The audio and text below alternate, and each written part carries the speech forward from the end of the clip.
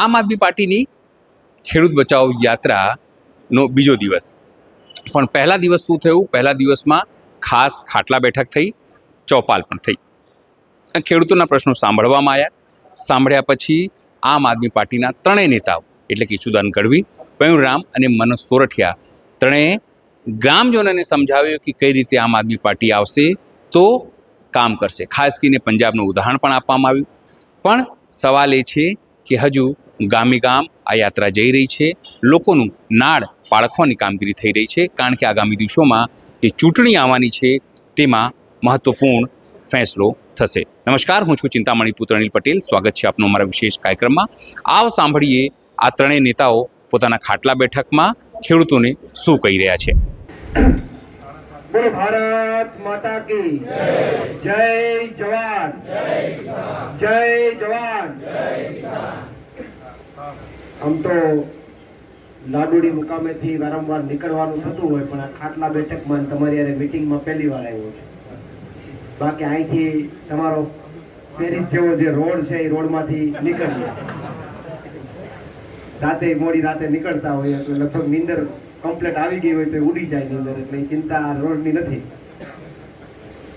તમારા વિસ્તારમાં વચ્ચે આવવાનો પણ પ્રસંગ હતો, કારણ કે ઇકોઝોનના આંદોલન હાલતા હતા તો ઘણા બધા મિટિંગો અને ઘણી બધી ચર્ચાઓ ચાલતી હતી, પણ ત્યારે ન આવી શક્યા. અને આજે ખાટલા બેઠકમાં તમારી વચ્ચે અવસર મળ્યો છે. કદાચ કુદરતે એવું લખ્યું હશે કે 108 દીની જેલ કાપીને જાઓ પછી લાડુડી જાજો, એ પહેલા નથી જવાનું.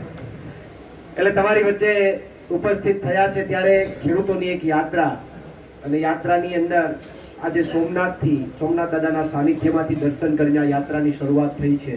એમની અંદર ઉપસ્થિત આમ આદમી પાર્ટીના પ્રદેશ અધ્યક્ષ અને ખેડૂતો માટે જેમણે હરમેશ અવાજ ઉઠાવ્યો છે, ખેડૂતોનો જેમને મસીહા કહી શકાય એવા ઈશુદાનભાઈ ગઢવી, જે વર્ષોથી આમ આદમી પાર્ટીની અંદર મજબૂતાઈથી પાર્ટીને મજબૂત કરવાનું કામ કરી રહ્યા છે એવા મનોજભાઈ સોરઠિયા, સાથે સાથે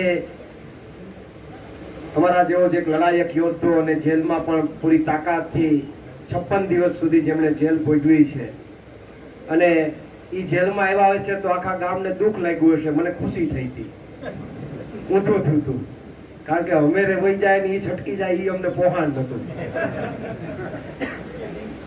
પણ 56 દિવસ એને સંઘર્ષ કર્યો અને મજબૂતાઈથી લડાઈ આપે છે, દરેક મુદ્દામાં મજબૂતાઈથી લડાઈ આપે છે એવા પિયુષભાઈ પરમાર, અમારે તાલાળાના પ્રભારી ભાઈ શ્રી દેવેન્દ્રભાઈ સોલંકી, સાથે સાથે ભાઈ રમેશભાઈ, અંકિતભાઈ અને અન્ય તમામ મહાનુભાવો, ફોજી સાહેબ, બાપુ, તમામ લોકો અહીંયા જેટલા પણ ઉપસ્થિત છે, તમામ મહાનુભાવો, વડીલો અને માતાઓ બહેનો પણ ઉપસ્થિત છે, તમામનો આભાર માનું છું. વિશેષ બીજી કોઈ ચર્ચાઓમાં ખાસ નહીં પડીએ, કારણ કે આગામી કાર્યક્રમો અને મનોજભાઈ અને ઈશુદાનભાઈને પણ આપણે સાંભળવાના છે, કારણ કે આપણું તો ઘર આંગણું છે. તમે જેથી કહેશો તેથી અહીંયા હાજર થાઓ, ઘરના ભુવાન ઘરના દાખલા લઈને આપણે બગાડશું, એમાં કઈ વાંધો નથી. પણ બહારથી મહેમાન આવ્યા છે તો એને સાંભળવા. પણ મહત્વની વાત એ છે કે આજે આ યાત્રા લઈને શું કામ નીકળવું પડ્યું, આ સમજવા જેવી વાત છે. આપણે યાત્રા લઈને, યાત્રાનો ટેગ આપ્યો છે, જુઓ, પરિવર્તન લાવો અને ખેડૂતને બચાવો. આ નવું આવ્યું છે કે પરિવર્તન લાવો તો જ ખેડૂત બચશે. આ વાત લઈને નીકળ્યા છે, કારણ કે આને આ સરકારમાં આપણે માગણી લઈને નીકળીએ એવું રહ્યું નથી. આને આ સરકારમાં માગણી લઈને નીકળીએ તો જેલ આવે છે, કઈ નિરાકરણ આવતું નથી. બધાએ જોયું છે હળદરમાં શું થયું, ઘરમાં ઘૂસી ઘૂસીને ખેડૂતોને માર માર્યો. બધા જે કંઈ પણ રમેશભાઈ બધા જે હતા અહીંયાથી બધાએ જોયું. આંસુ ગેસના ગોળા ખેડૂતો પર નાખી દીધા, કોઈને ન છોડ્યા, અમને બધાને જેલમાં નાખી દીધા. અમારો શું વાંક હતો? અમે તો સભા ખેડૂતોની સારા માટે ગયા હતા, સભા સંબોધવા ગયા હતા. ખેડૂતોનો શું વાંક હતો? એ તો સાંભળવા આવ્યા હતા. તોય કાંઈ ન જોયું, બધાને નાખી દીધા જેલમાં. પિયુષભાઈ 56 દિવસ રહીને આવ્યા, હું 108 દિવસ રહીને આવ્યો. 108 દિવસ રહીને આવ્યો, મને કઈ વાંધો નથી, કારણ કે 108 માળાની માળા જ પારા હોય ની માળા કરીએ તો ભાવ તરી જવાય. આ તો 108 થી ખેડૂતો માટે રહીને આવ્યો. પણ કહેવાનો મતલબ એ છે કે અહીંયા રજૂઆત કરવા જેવું આ સરકારમાં હવે કઈ રહ્યું નથી. તો હવે એને રજૂઆત કરીએ ને એ આપણું સાંભળે ને એ આપણા પ્રશ્નોનું નિરાકરણ કરે, એ વાતમાં માલ નથી. હવે તો એક જ વાત પકડો, પરિવર્તન લાવો, કિસાનને બચાવો. એના સિવાય કોઈ વિકલ્પ નથી. આવનારી તાલુકા જિલ્લા પંચાયતની ચૂંટણીમાં પરિવર્તન લાવો. બાકી એમાં કમળ ઉગાડીએ પછી એમ કહીએ કે ભાઈ ખેડૂતને કઈ તમે આપો તો કાંઈ આપવાના નથી. આવા તમને રોડ આપ્યા એ રોડ આપશે, મજા કરો ને જલસા કરો ને કોઈને હાર્ટ એટેક નહીં આવે એટલી હું તમને ગેરંટી આપું. હે હા, મકાનનું એ બીજું એક મને મહત્વની વાત અહીંયાના વિસ્તારની જાણવા મળી કે સૌની યોજના 2019 થી ચાલુ થઈ, હજી તમારા પૂરી નથી થઈ. અને હમણાં એને હું મગજમાં જામ્યું તો ઘણા બધા ખેડૂતોના ઊભા પાકને કોઈ પણ નોટિસ આપ્યા વિના ઉપાડ લીધા. અમારા ફોજી સાહેબને મૂક્યા નથી એમાં, એનો ઊભો પાક ઉપાડ લીધો. પણ ચિંતા કરતા નહીં ફોજી સાહેબ, તમને બધાને કહું છું ચિંતા કરતા નહીં. આ વખતે તાલુકા જિલ્લામાં આમ આદમી પાર્ટીનું બટન દબાવો ને આવનારી વિધાનસભામાં આમ આદમી પાર્ટીનું બટન દબાવો. એને જેમ તમારા ઊભા પાકને ઉપાડી લીધા એમ એને ઊભા રોડે ન ચડાવીએ તો કેજો મને. પણ કરવું પડશે આપણે બધાએ. છેલ્લે સમયની અંદર જ્યારે ચૂંટણીઓ આવે ત્યારે જ્ઞાતિ જાતિમાં વેચાઈ ન જઈએ. ખેડૂત હોય કે ખેત મજૂર હોય બધાને પ્રોબ્લેમ છે. આ ઇકોઝોન વાળું જે છે અહીંયા લાડુડી પણ લાગે છે તમારે. તો ઇકોઝોનમાં કોઈ ખેડૂતને મૂકી દે અને ખેત મજૂરને રહેવા દે એવું નહીં થાય. એ તો ખેત મજૂર હશે એને ફોરેસ્ટર આવીને જેલમાં લઈને ઉપાડીને ભાગી જશે તમે કાંઈ પણ ભૂલ કરી તો. રાતે કેટલા વાગે નીકળવા દેવા કે ન નીકળવા દેવા એમાં તમારી પાસે 10 વીઘા હોય તો તમારે નહીં નીકળવાનું, તમારી પાસે કાંઈ વીઘા ન હોય તમે તારે નીકળો એવું નહીં થાય. સૌથી વધારે હેરાન થાય ખેત મજૂર જ, સૌથી વધારે પરેશાન થાય નાનો માણસ જ. મોટો માણસ તો હજી જગ્યા કરી લે, 5-25 હજાર રૂપિયા આપીને નીકળી જાય, છટકી જાય, બાકી નાનો માણસ ક્યાંય છટકી નહીં શકે. તો ઇકોઝોનનો ગાડીઓ હજી પણ લટકે ઊભો છે. આ તો 2016 થી લડીએ છીએ આપણે કઠણ બનીને, એટલે એની મારીએ ચડાવ્યો છે. તો આપણે બેઠા, મને મીડિયા વાળાએ કીધું કે હમણાં કેમ ઇકોઝોન વિશે બોલતા નથી. મેં કીધું એને મુદ્દો મારીએ ચડાવ્યો છે તો હું એ મારિયા ઉપર ચડીને બેઠો છું. જેથી મુદ્દો હેઠો આવ્યો તેથી હું હેઠો આવવાનો છું. આ 2016 માં એ મુદ્દો લીધો હતો તો મેં આપણે આંદોલન કર્યું, એને મારીએ ચડાવી દીધો તો હું એ મારીએ ચડી ગયો. એ હમણાં ઉતરા તો હું એ હેઠો ઉતરો પાછો. એટલે આ બધા મુદ્દાઓ માટે હવે હું બીજા બધા મુદ્દાઓ તો છોડો, મારી તમને એક ગંભીર વાત છે. જે લોકોએ તમારા ગામમાં બીજેપી નો ખેસ ધારણ કર્યો હોય કે અન્ય પક્ષનો ખેસ ધારણ કર્યો હોય એને સમજાવજો કે ઇકોઝોન આવશે ને તો એ બીજેપી નો ખેસે કામ નહીં લાગે. જમીનના ભાવ ફટને તળિયે હોઈ જાય, તમારા ગામના પ્રોપર્ટીના ભાવ, તમારા મકાનના ભાવ ફટને તળિયે હોઈ જાય, ત્યાં બીજેપી નો ખેસ કામ નહીં લાગે. એટલે સમજાવજો કે ભલો થઈને આ ગામની જમીનની, આ ગામની પ્રોપર્ટીની કિંમત ઘટાડમાં તારે બીજેપી નો નશો ચડ્યો હોય તો ઇકોઝોન બીકોઝોન પેલા તું દૂર કર. એટલે આ વખતેની ચૂંટણીની અંદર ખાસ બધા પરિવર્તન લાવજો. અમારી તો ફરજ છે એક યુવાન તરીકે, તમારા દીકરા તરીકે તમને વાત રજૂ કરીએ. શું કરવું હોય તો તમારે નક્કી કરવાનું છે. પણ પછી છેલ્લા દિવસે આપણે ફરી જઈએ કે નહીં તો વાતો કરવા વાળા કરે ને આ તો બધા હરખા જ હોય. તો જેથી ઇકોઝોન આવશે ને જેથી રસોડામાં કરી જાય તેથી ખબર પડશે. જેથી વાત રસોડામાં આવી જાય, જેથી તમારી જમીનના ભાવ 15 લાખ કે પહોંચ્યા હશે કે 10 લાખ કે 25 લાખે પહોંચ્યા હશે એને 5 લાખમાં પણ કોઈ લેવા વાળો નહીં હોય. રાતે નીકળવું હોય તો પૂછવું પડશે, તમારી આવનારી પેઢીને ભોગવવું પડશે. તેથી ખબર પડશે કે આમ આદમી પાર્ટી વાળા પ્રવીણ રામ લડતા હતા ને વાત કરતા હતા એ સાચી હતી, પણ તેથી સમય હોય ગયો હશે પછી કાંઈ નહીં થાય. એટલે આપ સૌને વિનંતી છે કે આવનારી ચૂંટણીઓની અંદર પરિવર્તન લાવો અને આપણા વિસ્તારને બચાવો. અહીંયામાં હું તમને એમ કહું છું કે ખેડૂતને તો બચાવો પણ વિસ્તારને બચાવવો પડશે. અહીંયા યાત્રાનું તમને ટેગ બીજું આપું કે પરિવર્તન લાવો ને વિસ્તારને ઇકોઝોનથી બચાવો, બાકી અઘરું થવાનું છે. તો આપ સૌને મારી નમ્ર અપીલ છે. અમે તાલાળામાં તમામ ખેડૂતોએ ખૂબ સારી લડાઈ આપી. હમણાં પેટા ચૂંટણીની અંદર તમને ખ્યાલ હોય તો તાલુકા પંચાયતની પેટા ચૂંટણીમાં એક બોરવાવની અંદર જેને પરંપરાગત ભાજપની સીટ કહેવાય ત્યાં આમ આદમી પાર્ટી જીતી અને ચિત્રાવડ બેઠક માત્ર 21 મતોથી હાર્યા. ત્યારે તો માહોલ પણ નહોતો, માત્ર ઇકોઝોનના મુદ્દે લોકોએ મત આપ્યા આમ આદમી પાર્ટી. તો આપ સૌને કહું છું કે ત્યાંના લોકો તૈયાર છે ઇકોઝોન સામે લડવા. તો આપ પણ આ વખતે તાલુકા અને જિલ્લાની ચૂંટણીમાં ઇકોઝોનની વિરુદ્ધમાં આપણા વિસ્તારને ઇકોઝોનથી બચાવવા માટે આમ આદમી પાર્ટીને મત આપવાનો છે. બીજેપીને કોઈ પણ કે જ્ઞાતિનો આગેવાન આવીને કે તોય મત ન આપતા. બાકી જે દી ઇકોઝોન આવશે તેથી તમારો જ્ઞાતિનો આગેવાન તમારી પડખે નહીં હોય એટલું યાદ રાખજો. એટલે એટલી જ વાત સાથે વિશેષ ચર્ચા ન કરતા આપ સૌનો આભાર માનું છું. મને ખુશી છે, મને આનંદ છે કે ગુજરાતના ખેડૂતો માટે 108 દિવસની જેલની યાતનાઓ, જેલની પીડા, જેલનું જમવાનું આ બધું ભોગવીને જેલની બહાર આવ્યો છે. અને જેલની બહાર આવ્યો ત્યારે આ યાત્રાના મારફત તમારી વચ્ચે જ્યારે હું આવી રહ્યો છું ત્યારે મને ખેડૂતોની વચ્ચે આવવાનો મને ઉત્સાહ છે, મને આનંદ છે અને આવનારા સમયમાં પણ હું આપને મળતો રહીશ. વિશેષ કરતા નમ્રતા હું માનનીય મનોજભાઈ સોરઠિયા કે જે પાર્ટીમાં વર્ષોથી કામ કરે છે, મજબૂતાઈથી પાર્ટીને મજબૂત બનાવવાનું કામ કરે છે, એવા મનોજભાઈ સોરઠિયાને વિનંતી કરું કે આપની સાથે ચર્ચા કરે.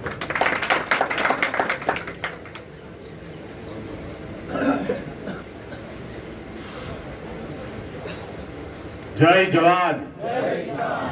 આમ તો આપ સૌ જાણો છો કે ખેડૂતોના પ્રશ્નોને લઈ અને આપણા જે વિસ્તારની જે દશા છે એને લઈને આપણે ચર્ચા કરીએ એટલી ઓછી છે. ગુજરાતમાં આ સરકાર જે 30 વર્ષથી છે એમણે સૌથી મોટું કામ જો કોઈ કર્યું હોય તો એ કર્યું કે પહેલા એણે ખેતીને પૂરી કરી, ખેતી અને ગામડાઓને પૂરી કરી. એટલે આ જે તમામ લોકો આપણે બધા શહેરોમાં જઈ અને મહેનત મજૂરી કરવા માટે કામે લાગી ગયા. અને આજે સ્થિતિ એ છે કે હાલમાં 30 વર્ષની સરકાર છે પણ સૌથી વધારે ખરાબ સ્થિતિ આજે ખેડૂતોની ને ગામડાની છે. ને હજી આ સરકારે ધાર્યું છે કે ક્યારેય તે ખેડૂત ઉપર આવવો જોઈએ નહીં, ક્યારેય તેના શરીરના કપડા જે છે એ બદલાવવા જોઈએ ને એકની એક જ જોડી વરાભર પહેરવો જોઈએ.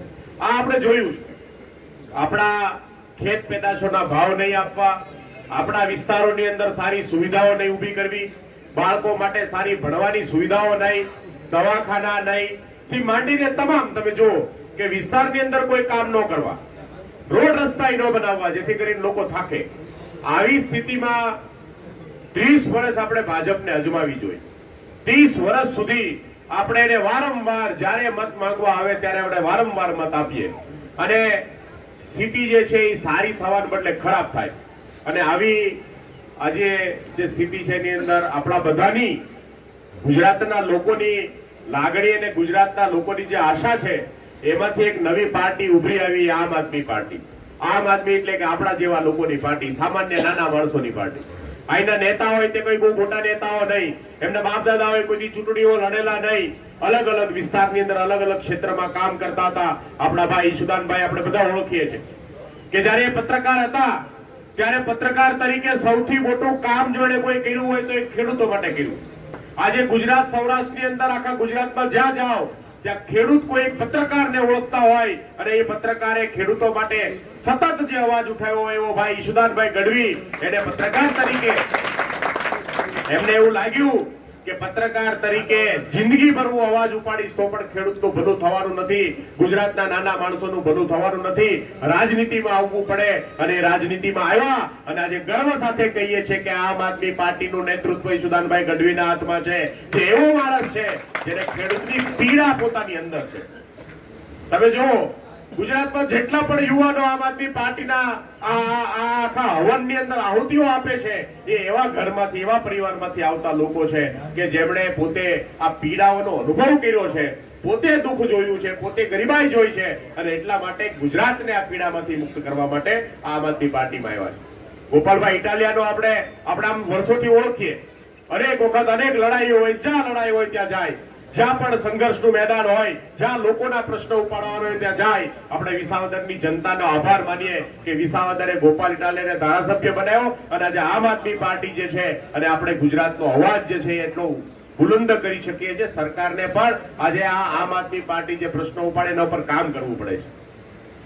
આવા અનેક યુવાનો આપણે પ્રવીણભાઈ રામને જોઈએ છે કે એમણે ઇકોઝોનનું આંદોલન હોય કે પછી બહેનોનું આંદોલન હોય કે યુવાનોનું આંદોલન હોય, વિદ્યાર્થીઓનું આંદોલન હોય કે ગુજરાતની અંદર જ્યાં જ્યાં પણ સરકારની સામે લડવાનું હોય તો એ લડવાના મેદાનની અંદર પ્રવીણ રામ મોખરે હોય અને પ્રવીણ રામે જેલ લાઠીઓથી જીયા.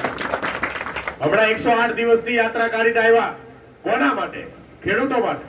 આ સરકારે શા માટે એમને જેલમાં નાખ્યા? કેમ કે જે ખેડૂતો સાથે અન્યાય થાય એ અન્યાયની સામે લડવાનું પાપ એમણે કર્યું છે. કોઈ બોલવું ન જોઈએ. આપણે આજે આ સરકાર એટલી અહંકારી છે, એને નક્કી કર્યું છે કે કોઈ હામે પડવો ન જોઈએ, હામે પડે એને જેલ ભેગો કરો અને ઘર ભેગો કરો. જે જેલ થી બી જાય એને ઘરમાં લઈ જાય. આ સ્થિતિ આજે છે ગુજરાતની અંદર, કોઈ બોલવા વાળું નથી. આપણી પરિસ્થિતિ એ છે કે આપણે ઘરમાંથી એક માણસને એક્સ્ટ્રા રાખવો પડે. થેલીઓ લઈને ઓલી કચેરી જવાનું, ઓલી કચેરી જવાનું, આ કઢાવવાનું, ઓલો દાખલો કઢાવવાનું. ઘરમાં એક માણસ થેલીઓ સરકારી કોથળીઓ લઈને ફરે છે. અધૂરામાં પૂરું દવાખાનું હોય ઘરમાં, એટલે એક વ્યક્તિએ દવાખાનામાં બાને, બાપુજને, એક દીકરાને આપણે ઘરની અંદર નવરાત નથી રહેતા એવી આ સરકારે વ્યવસ્થા કરી છે. માણસ, સામાન્ય માણસ નવરો ન હોવો જોઈએ. મિત્રો, આનો અર્થ એ થયો કે આપણે માનસિક રીતે ગુલામી સ્વીકારી લીધી છે. શું છે? ફરીથી બોલો ને, શું છે? માનસિક રીતે ગુલામી સ્વીકારી લીધી છે. તમે કોઈ સવાલ પૂછવા ન જાઓ, તમે કોઈ મુદ્દો ઉઠાવવા ન જાઓ, અને તમને પીડા હોય, તમારા ગામને પીડા હોય, અને છતાંય જો તમારી હિંમત ન થાય પૂછવાની કે કોઈ મને ડરાવશે તો, કોઈ મને બીવડાવશે તો, ખરું કે નહીં? આ પ્રવીણભાઈએ કીધું કે ઇકો ઝોન ને, તો પછી દૂરની વાત થઈ. ગામનું બધાનું થાય, 25 ગામનું, 50 ગામનું, 300 ગામનું, એને ભેગું થાય. પણ તમારા ગામમાં તો ગુલામી આવી ગઈ છે. હવે એક વાત તમને કહું, બરોબર સાંભળજો. એટલે આ રીતે હું હમણાં પ્રવીણભાઈ, મનોજભાઈ બોલતા હતા ત્યારે બધાની સામે જોતો હતો. કોઈને સાંભળવામાં યા તો રસ નતો, યા તો સમજણ નથી પડતી, યા તો એમ થતું હતું હાલો ગાડી પૂરી થાય એટલે વહી જાય. ખરેખર અમે તમારી પીડા માટે આવ્યા છીએ, અમને કાંઈ આમાં મળવાનું નથી. બરોબર ને? તો પીડા શું છે? મહાત્મા ગાંધી, સુભાષચંદ્ર બોઝ, સુખદેવ, રાજ્યગુરુ, ભગતસિંહજી, સરદાર વલ્લભભાઈ પટેલ, આ લોકો નીકળ્યા હતા આઝાદ દેશ આઝાદ કરવા માટે. શું કામ ખબર છે? દેશ શું હતો? શું હતો દેશ?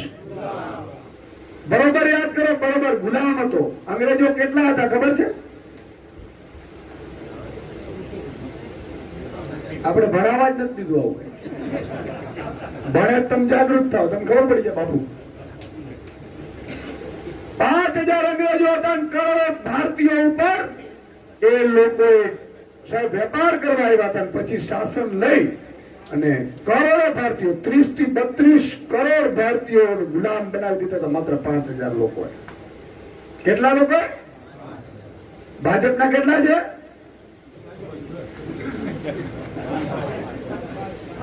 હવે તમને એટલા માટે કહું, હું હમણાં ઘણી જગ્યાએ જાતો હોઉં એટલે મને કે સુદાનભાઈ તમે મજબૂતાઈથી લડો છો. ખરેખર તમારો પ્રોગ્રામ હું જોતો ત્યારે તમે અવાજ ઉઠાવતા, તમે અત્યારે મજબૂતાઈથી લડો છો અને લડતા રહેજો. હું કહીએ તમે લડતા રહેજો. તમે અમે અંદર ખાને છીએ, બહાર નહીં. હવે આ માતા બહેનો બેઠી છે ને ખબર નથી, નાના બાળકને આપણે ઉગડાવવું હોય એટલે મને તો મારી મમ્મીને એવું કહેતા, બેટા હોઈ જા, નહીં તો બાકડો આવશે. શું આવશે? બાકડો આવશે. હોય કે હોઈ જા, જોઈ નથી ડોકો કાઢે બાકડો. આવું કે ન કે?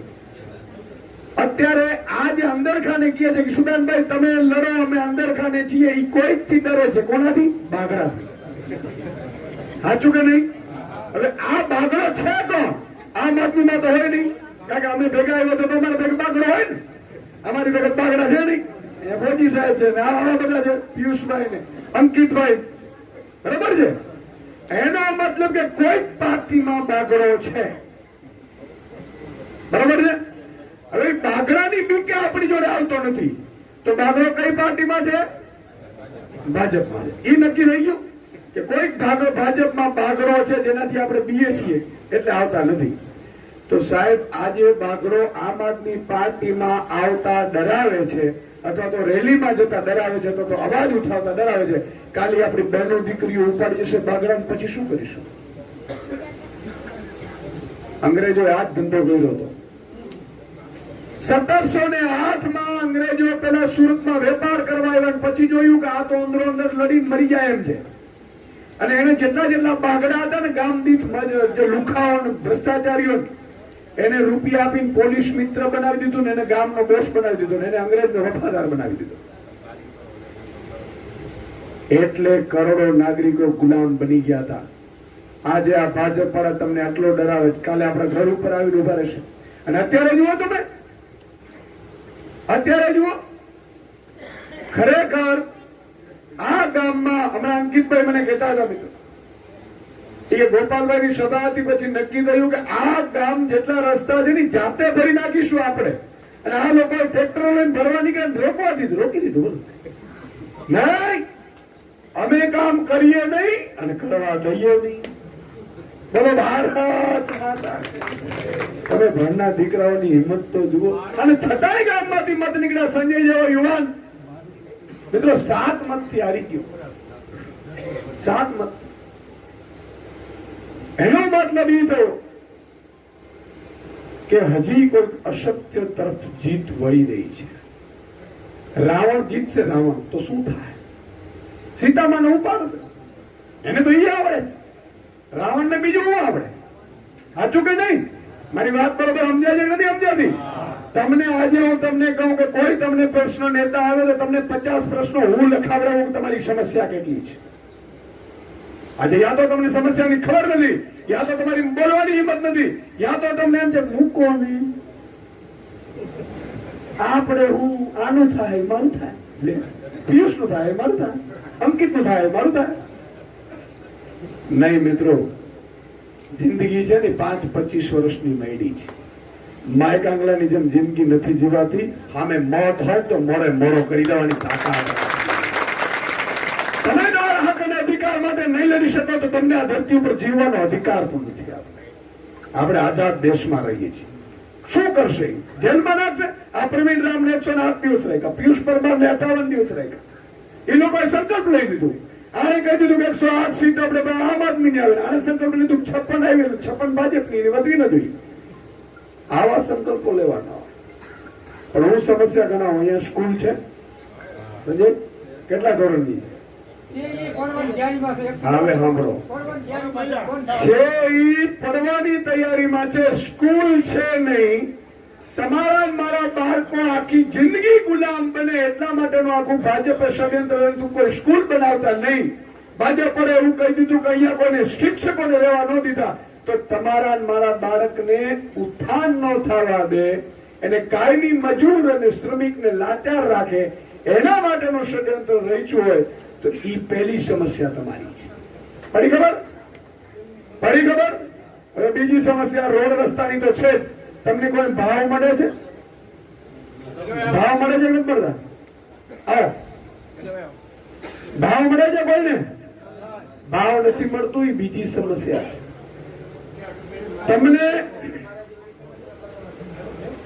તમને પૂરતો રાશન નથી મળતું, એ ત્રીજી સમસ્યા છે. તમને ખબર છે રાશન મળવા પાત્ર કેટલું થાય? કેમ છે? હવે તો રેડી હુમલા થઈ હવે રાશનમાં એવું છે કે અહીંયા રાશનના દુકાનવાળાનો બહુ વાંક ન હોય, પણ ભાજપ વાળા છે ને અડધું રાશન અહીંયાથી ગાંધીનગરથી કાપી નાખે. અહીંયા રાશન લેવા જતા હશે તમને ખબર હશે, આ વખતે ખાંડ નથી આવી ઉપરથી, કે ને તેલ નથી આવ્યું. ખરેખર મળવું જોઈતું તો મળતું નથી. હું કામ કે ભાજપના આખલાઓ જરી જાય. શું કરે છે? કરશનદાસ માણેકની એક રચના છે સાહેબ, કે મને એ જ નથી સમજાતું કે સાને આવું થાય છે, ફૂલના ડૂબી જતા ને પથરા તરી જાય છે.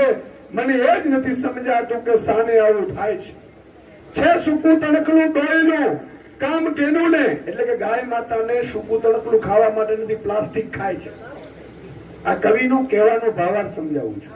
છે સૂકું તણકલું કામ કેનું ને ડોયલું અને લીલાછમ ખેતરાઓ આખલાઓ ચરી જાય છે. મને એ જ નથી સમજાતું કે પડી ખબર? ગાય માતાના આખલામાં પડી ખબર? બસ તો આટલા સમજદાર છો, બહુ સારી વાત છે. હવે ખાલી હિંમતવાન થાવ એટલે બધું સારું થઈ જાય. તો મારું કહેવાનું એ છે મિત્રો, આજે આ અંકિતભાઈ છે, ખૂબ મહેનતથી એમણે જોયું. મને કહેતા હતા, મને મળવા આવ્યા હતા રમેશભાઈ, પિયુષભાઈ, અંકિતભાઈ ને, મને કે સાહેબ ભાજપની તાનાશાહી છે ને અમારાથી સહન નથી થતી. આ પ્રજા માટે અમે ભાજપને મત અપાવડાવીને પ્રજાને ગુલામ બનાવવા ભાજપ લઈ જઈ રહી છે. હવે જ્યાં સુધી એને છોડાવીશું નહીં ત્યાં સુધી જપીશું નહીં. આ અંકિતભાઈ ના રમેશભાઈ બધા મિત્રો તમારા માટે સતત ચિંતા કરતા પિયુષભાઈ પરમાર સતત મને કહેતા હોય છે એ સુદાનભાઈ મારા વિસ્તારમાં આમ નથી થતું, મારા વિસ્તારમાં આમ નતું. એના ઉપર એક બીજી એફઆઈઆર, ત્રીજી એફઆઈઆર ને ચોથી એફઆઈઆર ની લાઈનો લાગી ગઈ. વચ્ચે તડીપાર કરી નાખ્યો છે ને, તડીપાર થઈ ગઈ. બોલો મારો મિત્રો આપને કહેવાનું છે કે જ્યારે આ લોકો તમારી વચ્ચે તમારી સમસ્યાને લડવા માટે આવે, બધા લડી નથી શકતા, બધા ભગતસિંહ નથી બની શકતા, પણ આ જયારે તમારા માટે તમારો મુદ્દો ઉઠાવવા માટે રાજનીતિમાં આવ્યા છે, એ જયારે આવે ત્યારે એમને સાથ સહકાર આપજો. હું કહેવાયો આજે પ્રવીણરામને હું જરૂર હતી ભાઈ રાજનીતિમાં. મનોજભાઈ સોરઠિયા સાહેબ ઇન્ડસ્ટ્રીઝ ફેક્ટરી ચલાવતા હતા, કરોડ રૂપિયાની આવક હતી. આજે 12 વર્ષથી આમ આદમીનો પટ્ટો લીધો છે સાહેબ. ફેક્ટરી બંધ પડીને ક્યાં વહી ગઈ ખબર નથી, છતાંય માણસ મુકતા નથી. આવા વ્યક્તિઓ તમને મળ્યા સાહેબ. હું મહામંથન કાર્યક્રમ કોણ કોણ જોતું હતું? હાથ ઊંચો કરો ને ખબર પડે મને. બધા જોતા હતા. હવે હું તમને ઓળખતો હતો નતો ઓળખતો ને, છતાંય તમારા માટે હું અવાજ ત્યાં ઉઠાવતો તો જ્ઞાતિ જાતિ ધર્મ ભૂલીને. શું કામ? કે મારો પત્રકારત્વનો ધર્મ હતો.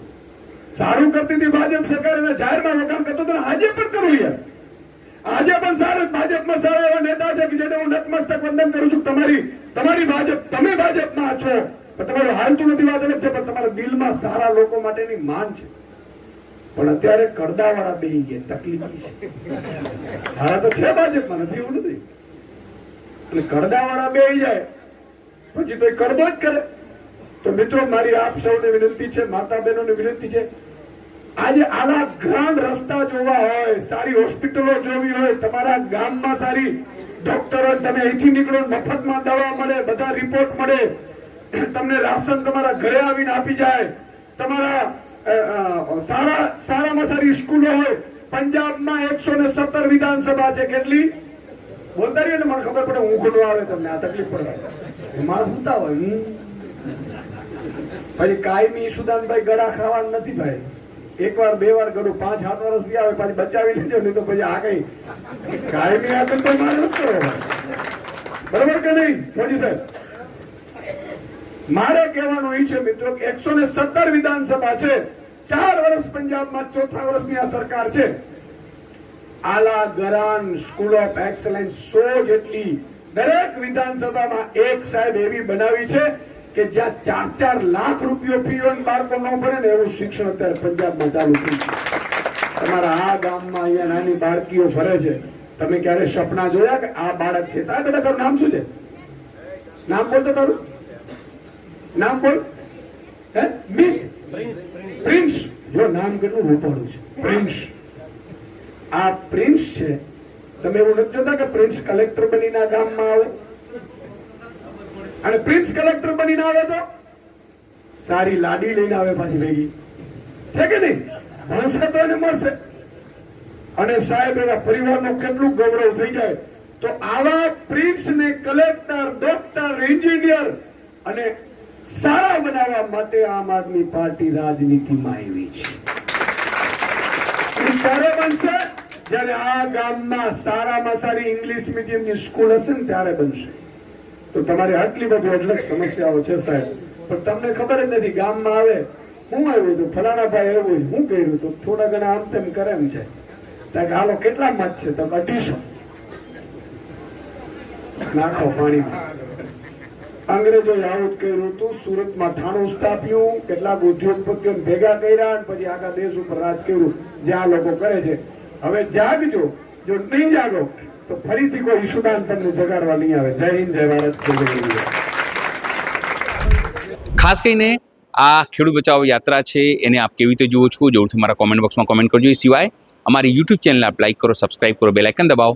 સાથે અમારી વેબસાઇટ છે www.gujaratplus.in, ત્યાં પણ જઈને તમે વધુ અપડેટ થઈ શકો છો. અત્યારે માટે બસ આટલું જ. નમસ્કાર.